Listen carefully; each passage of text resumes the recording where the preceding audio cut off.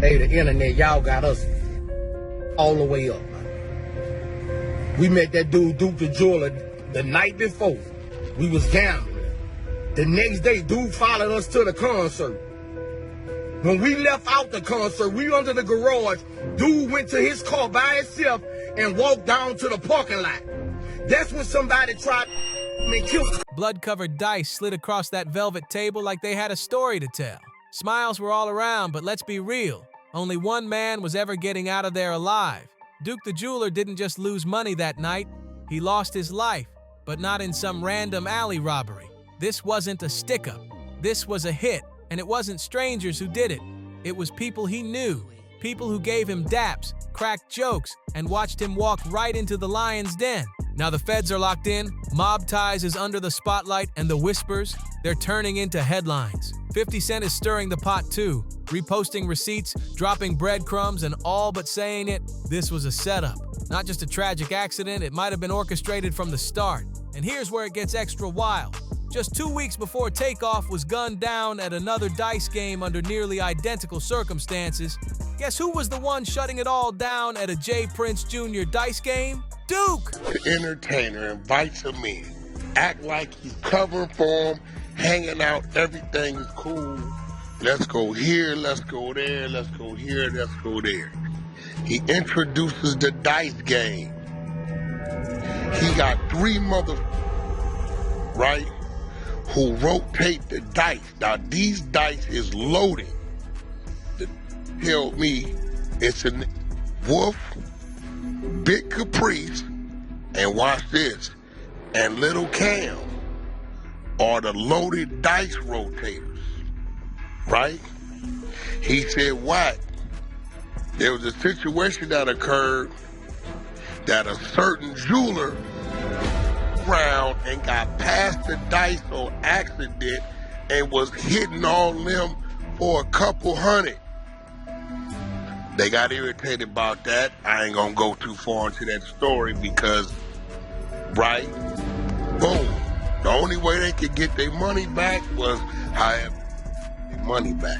He said, but Lil Cam, Wolf, and Big Caprice are the 3 designated to say I'm up, I got the next, and they pass the dice to each other, but they loaded, but they shooting. And guess what triggered the chaos? Somebody winning who wasn't supposed to.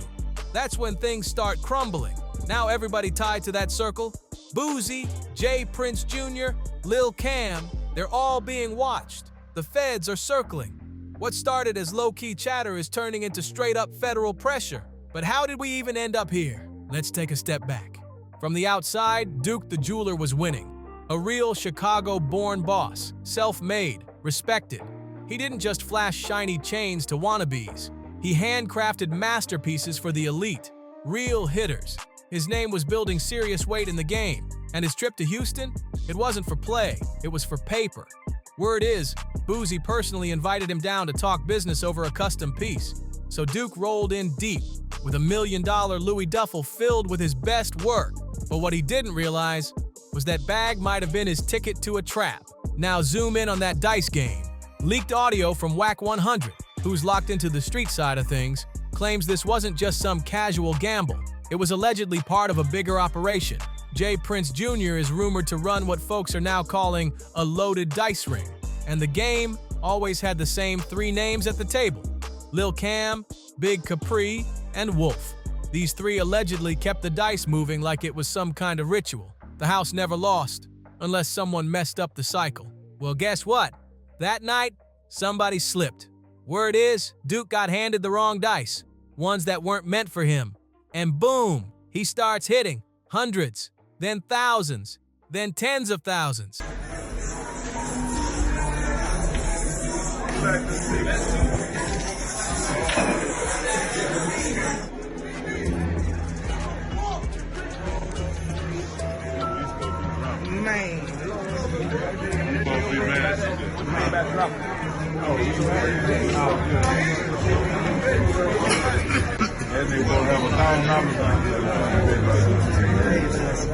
Fast. And when someone starts breaking a setup that's supposed to be fixed, that's when the room changes. Eyes shift, smiles fade, Panic starts to bubble. And this whole mess? It's more than just street beef. It's math, manipulation, and money. JPrinceJr. Yeah, the streets say he allegedly pockets 30% off every single dice night haul. So when Duke started stacking chips and draining thousands, that wasn't just bad luck for the house, it was straight up cutting into someone's bag. And Duke, he wasn't playing it low-key. He came in like a storm, iced out, loud, dripping in diamonds, flexing heavy and filming every second of it for the gram. But here's where it really gets eerie. If you slow down the footage from that game, something off jumps out. You'll catch Boosie making a soft little whistle. Nothing wild, but right after that, his nephew whips his head and locks eyes with Duke. Then, out of nowhere, a dude in a red hoodie gives the nephew a quick tap on the arm. Like a signal, like a code. And just like that, the whole room's energy flips. 1 minute, Duke's laughing and rolling dice. The next, it's like a silent countdown. Minutes later, he's gone. That kind of tension, you can't fake it. You can feel it. Because when you're in a room full of people who've already decided how your night ends, your body knows. It's not paranoia, it's instinct. And if you're still thinking this was just a wild night gone wrong, ask yourself this. Why would a millionaire like Boosie bring a guest rocking over $1 million in jewelry into a dice game full of unfamiliar faces with no security? Why didn't JPrinceJr. arrange any kind of protection for a high-value out-of-town guest carrying that kind of shine? Let's rewind to the last moment Duke was seen leaving that dice game. No bodyguards, no crew, no ride waiting.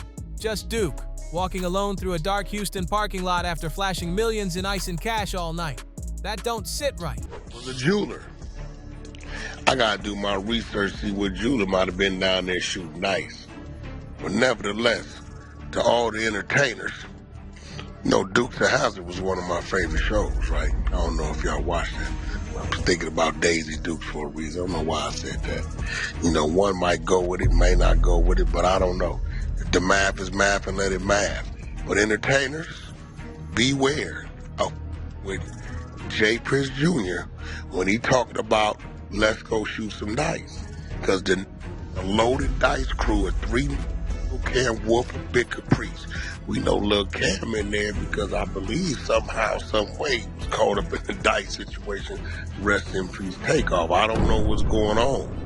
But what I do know this, JPrinceJr. got a whole thing that when y'all come into town, hold on, bro. Didn't they say 5th Ward earlier that day shooting dice? Yep. That's a fact. That word been out, Wack. That word been out. We been had that memo. And then, so I've been getting hit all day, and it got to the point at the thing, Quavo like, that into dice. That's what this nigga JPrinceJr., boy, these niggas got all kind of shit going on down there. They say, he said the jeweler nigga got past the dice. He didn't even know the motherfuckers was loaded. He just think he hit. These niggas is mad as a motherfucker. Cause they like, nigga, how you pass this nigga the loaded dice on us? Because it isn't right. And then it turns from shady to straight up sinister. Gunshots. Duke is ambushed and killed. But here's the real twist. This wasn't your average robbery gone sideways. You know why? Because when people get hit in a setup, the first thing snatched is always the cash and the chains. But when Duke's body was found, everything was still on him. Every single piece. So what kind of robbery skips a 7-figure jewelry haul? Here's the mic drop. That Louis Vuitton bag, the one Duke brought in, packed with unreleased one-of-one designs, didn't disappear into thin air. It was found inside Boosie's house. Let that sink in for a second. Houston PD confirmed that. Whether Duke handed Boosie the bag to keep it safe during the game, or Boosie ended up with it after, either way, that's no small detail. That's a bombshell. One thing's for sure, that Louis bag made it back to Boosie, but Duke didn't. And Boosie's response? A shaky, nervous Instagram live filmed from a plane claiming he barely knew Duke and that Duke just walked off on his own. Really? Hold up.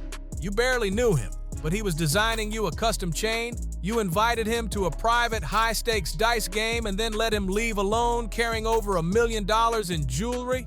After flexing all night? That don't add up. Something is way off. And then Boosie kept talking.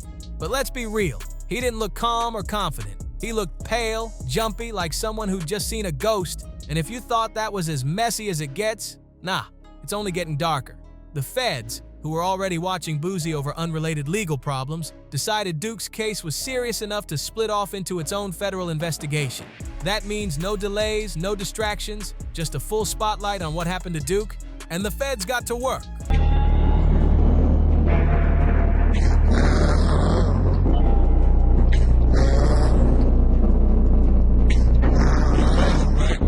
Went through a hard time but never gave up.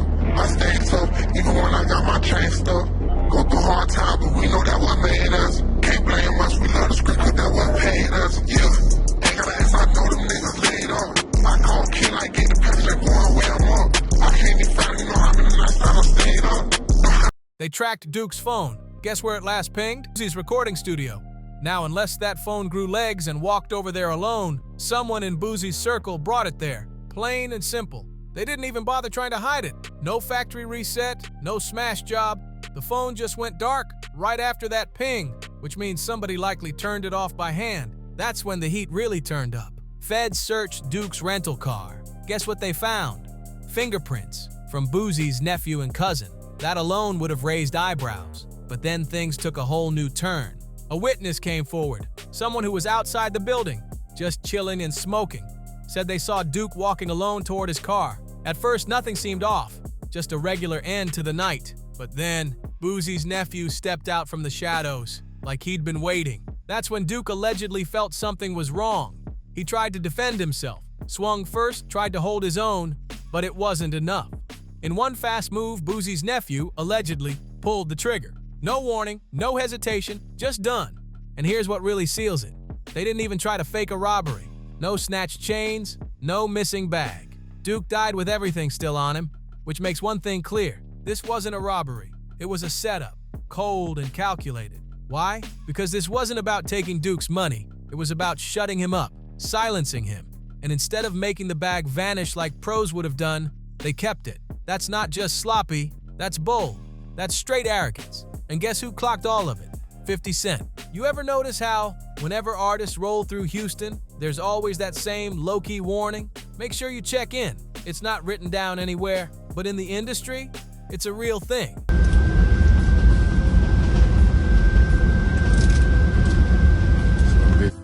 Just try to rob, dude must ain't get up. Folks from Flight Zach, we're number 2 for departure, flight attendants, please bear the captain. Just met, dude.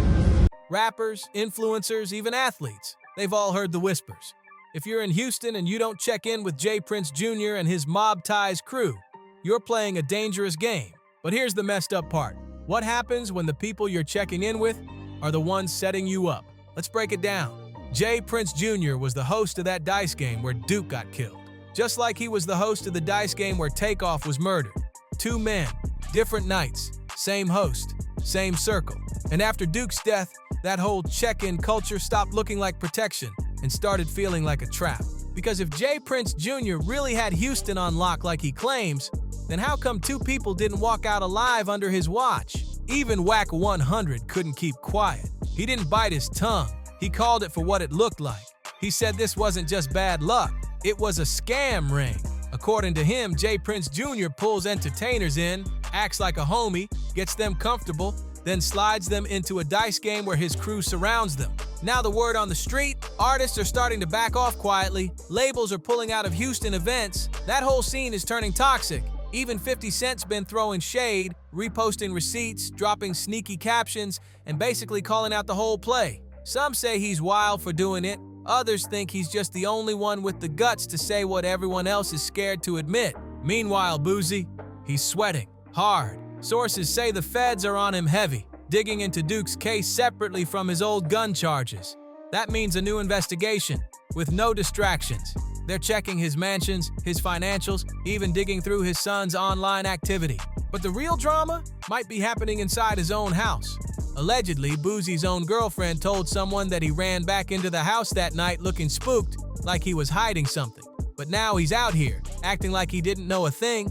Come on now. Now the streets are buzzing with one burning question: if Boosie falls, who's he dragging down with him? Because let's be real, Boosie don't move solo. His nephew's in it, his cousin's in it, and his name is now tangled deep with JPrinceJr, who's already skating on thin ice after the takeoff situation. All the messy threads, they keep leading back to that same dice table, and it's only getting uglier. Look at Finesse.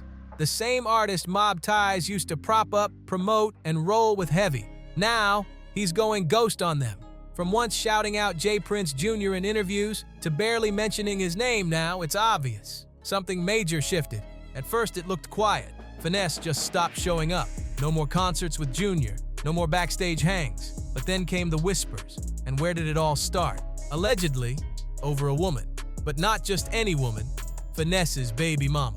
Word is, a few months back, she and her mom allegedly set him up, called the cops on him, had him thrown back in for a probation violation. And who stepped in to get him out?